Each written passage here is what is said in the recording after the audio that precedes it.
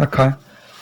What I thought would be a simple day did not turn out that way. It was all we were going to do was split one hive until Tracy spotted a swarm, and then everything went into a chaos.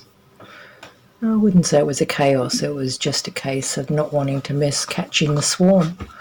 So we got a nuke box and got the ladder and positioned it under the branch where the nuke box was, and shook the swarm into the box. Probably the first mistake I made was putting the lid on it. I should have left the lid off to shake them in. I did leave it off to shake them in, but then I put the lid on too soon. And then I started to worry that I had the nuke box facing the wrong way, that the entrance of the nuke box should have been facing the other way. And then we heard some buzzing. Yeah. I was still fixing up some other boxes, thinking, should we have the 8 frame up on the box, up on the ladder instead? And then Debbie and Gez noticed another swarm happening. It seemed to be coming out of one of our hives.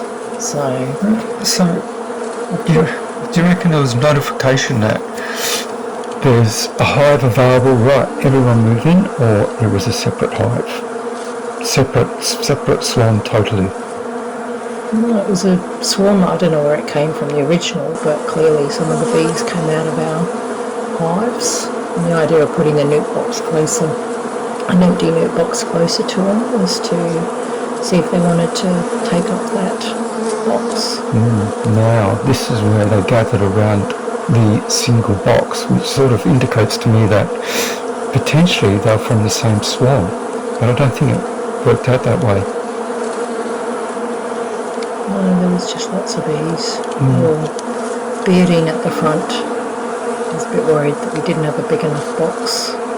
Bearding, so how many queens? I'm not sure how many queens were in this. I have no idea. Well, we did find out later there was at least 2 queens. We suspect 3 queens. How did you catch a queen? Well, I transferred some of the swarm into the 8 frame box and found 2 balls of bees. In the first ball there was a virgin queen, and in the second ball there was a mated queen. The virgin queen we lost. We weren't quick enough, and we ended up catching and keeping the mated queen, and she's actually still in the box, still in the 8 frame box with a frame of brood that we took out of another hive. Right, so this is a completely separate box. Completely separate box to the one that the bees are being captured in now. Yeah, that's the second swarm box. The first swarm box is still on the ladder. Yep. Well, this is a slightly different setup because we've got them on the ladder but in a different way. And at the moment, saw another ball of bees in the bottom of that box, and I thought, oh, we've got ourselves another queen. But as I started to unroll the ball, couldn't find a queen in there. It just seemed to be bees that were brawling each other. Some good fighting going on. Yeah. It could have been a queen, but just didn't find her. There were too many bees together. Clearly the pheromone was sticking, so they were just fighting in there. There was lots of fighting. The pheromone could have been in that box. Could have been, yeah. But these bees were well and truly stuck to each other. They weren't stinging or anything. Like, there was no aggression towards me. It's an unusual feeling having bees, a ball of bees in your hands, trying to get them to stop brawling, so you can see if there's a queen. And not at all interested in you. No.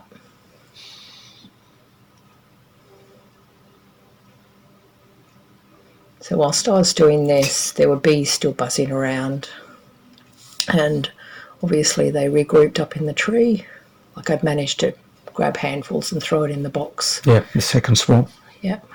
Problem with this, I couldn't actually grab the branch from the front to bring it closer to the box because it was quite flimsy. And if I'd grabbed the front, it would have snapped. So I was sort of a bit limited in what I could do to get the swarm close to the box.